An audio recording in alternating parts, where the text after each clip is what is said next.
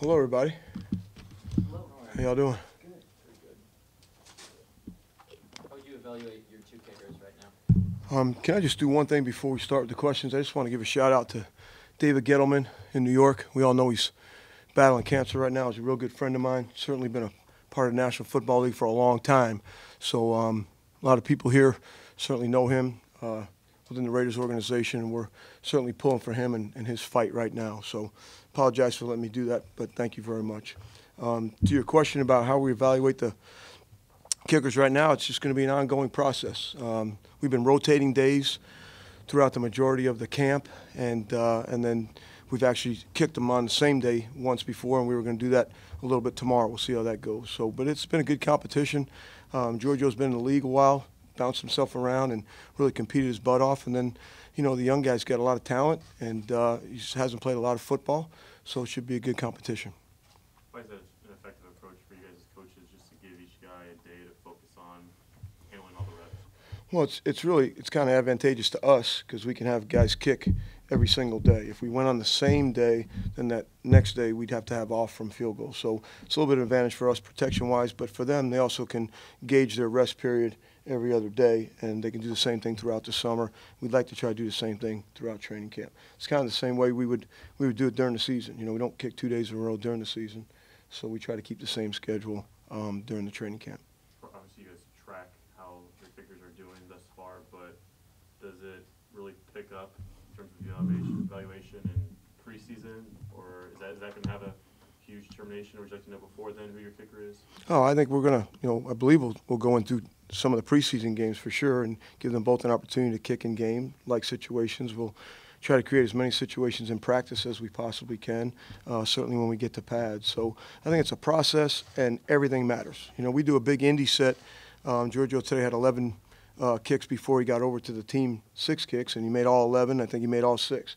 You know, we came back at the end, and he missed those last 2, but yesterday they were 2 big ones, just like Eddie kicked, and Eddie made 1 of the 2. So right now they're nip and tuck. When one guy misses 2, the other guy makes them all. The next day, that guy misses 2, and the next guy makes them all. So it's just one of the deals. Is it a help for you when you're trying to implement your special teams philosophy and an attitude to what you like to do when you have guys like Keith Smith and Kyle Wilbur, guys that you've worked with to kind of help instill what you like to do? Have those guys here? Yeah, I think it's a big help. And the magic word that you just said for me is attitude. You know, we have conversations about that constantly in our room, and I think attitude is really the main thing for any player, certainly for guys that want to be involved in special teams. And, you know, you mentioned 2 guys that have been in my system before, or our system before, along with, you know, Dwayne and Switzer and Gilchrist and Sharice Wright as well. So then my assistant, Byron Storer, played in this system in Tampa years ago and has been coaching with me before in Tampa, in San Diego, and now here. So those guys have been through the system, so there are other resources that the players that have been here or the new ones that we acquired, they can also go to those guys and get some hands-on advice about actually how it's done and guys that have done it. So it's been a big help to us. Byron has kind of had an interesting coaching career in that the past few years he's been out of it a little bit. He was with you in San Diego when you had your choice for an assistant. Maybe just detail a little bit about why he was the guy to bring back into coaching. Great question about Byron. Byron actually played for us. He was he's from Modesto, and he was a walk-on at Cal, became a starter, and played in the same backfield with Marshawn. And he was a free agent with us in Tampa and became our starting fullback, and then went through multiple knee injuries and surgeries twice, and was going to kind of get out and go to business school and all that. And I talked him into staying and starting coaching, breaking down film for us. And he's actually the guy. I didn't have an assistant ever, and he's the guy. I wasn't a computer guy, and I didn't type anything. I did everything handwritten, and we won a Super Bowl with no computer pictures and all handwritten words. And he's the guy that kind of got on the computer and redrew everything that I had by hand onto the computer and did all the typing, and all the words that I had written on paper, he put them to computer font and those things. And so he kind of revamped the entire playbook and learned how to coach, and the system that he was involved in with us was kind of a natural for him to go on the grass. And when I went to San Diego, I couldn't bring him the first year. They wouldn't let him out of his contract. And so I got him the second year. And I left after the second year and went to Dallas, and they wouldn't let him out of his contract in San Diego to come to Dallas. Then the next year, his dad kind of got a little bit under the weather, and they were starting a new division for their business, the Store Bus Line in San Francisco. So he got out and to kind of go work and help his dad. Really only planned to do it for 2 years and ended up staying for 4. And this opportunity got to be where I could get him back, and he was ready to leave, and the business kind of got put back in position where his dad could run it again, and I had a chance to get him, and I got him as soon as I could. So he's a brilliant guy. He's unbelievable with players, and he's been in the system. So I'm real excited to have him back. Is that business background you mentioned show up in coaching, be it skills like organization or otherwise? Well, I think his work that he did with his dad's company, dealing with people every day, and kind of working his way from the bottom to kind of managing the office, I think you can see a big difference in him, how he's dealing with people and how he's managing things. But for me, on the computer and the drawings, and you know, he's been outstanding. And then, you know, you look at him, I nicknamed him in Tampa Opie. You know, everybody remembers RFD and Mayberry, you know, and he had that baby face, but underneath that baby face, he puts the helmet on. He's got some demons in there. You can ask Derek Brooks and Cato June and those guys. You know, he's a heck of a player, real physical, really bright, and I'm excited to have him here. He really hasn't been kicking footballs for all that long in his life. How are his mechanics, and how much can you work with a kicker's mechanics and without making him too uncomfortable? Yeah, great question. The first part of that is you're right. He hasn't kicked a lot of footballs, but he's kicked a lot of soccer balls. And, you know, my experience being around those guys, they kind of know how to kick. And I never proclaimed to be a kicking coach in any way, shape, or form. So I'm not going to try to change anyone's kicking style or motion, just like I would not change anyone's throwing motion if I was coaching quarterbacks.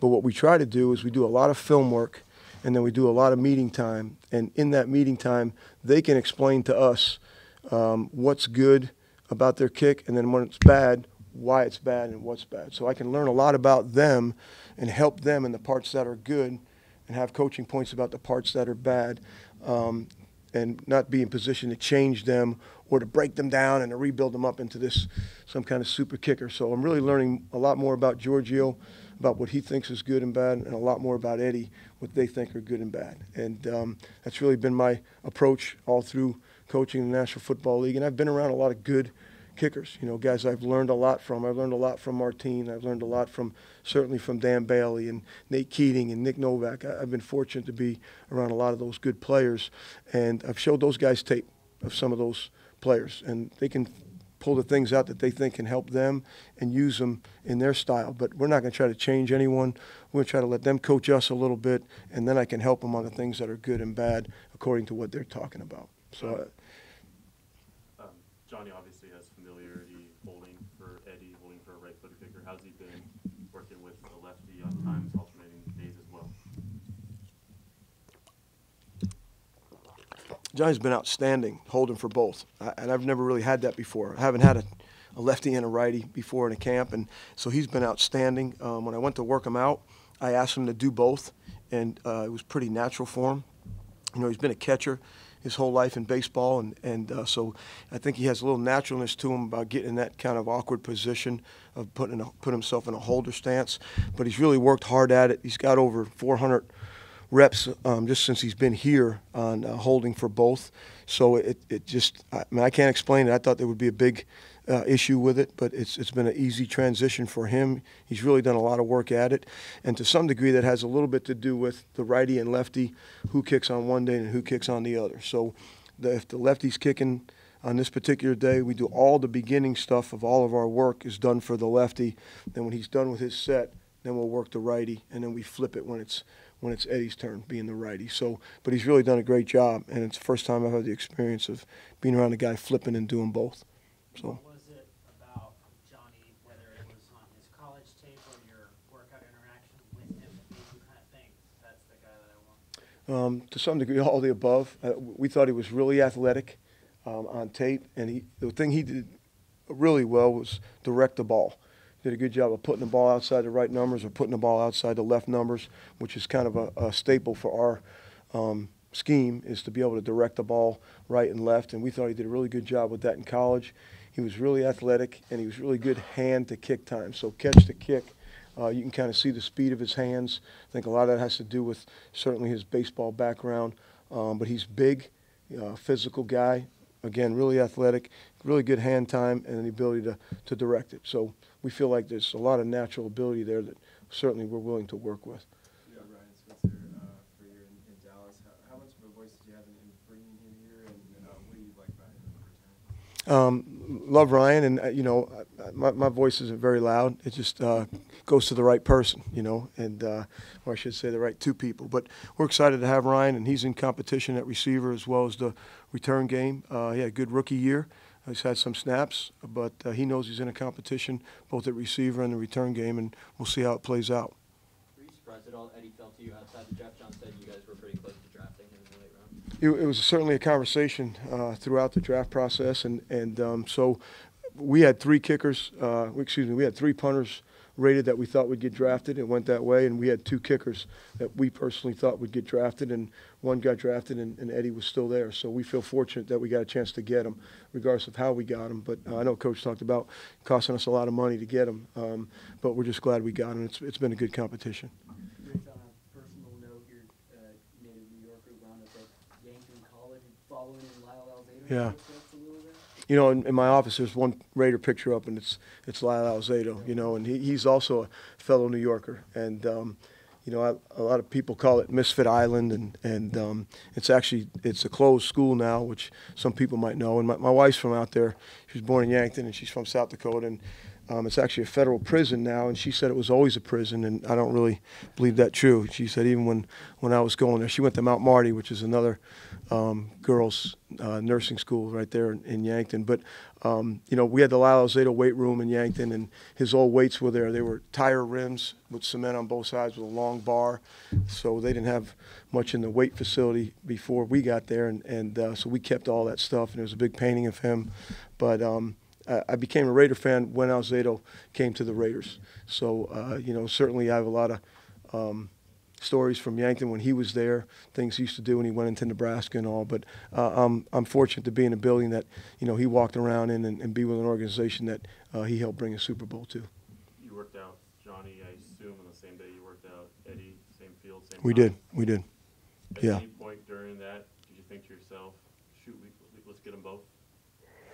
Well, you know, again, we all go through the process, and I got a chance to work out other kickers and a chance to work out other punters. And I think the thing that was impressive for us about, I was there with some other coaches from some other teams, so the thing that was impressive about Eddie on the workout is a real windy day, and Eddie came out on the field, and we thought he was going to go through this long warm-up process. And, you know, he kicked about 4 balls, and he looked and said, "Hey, does that one count?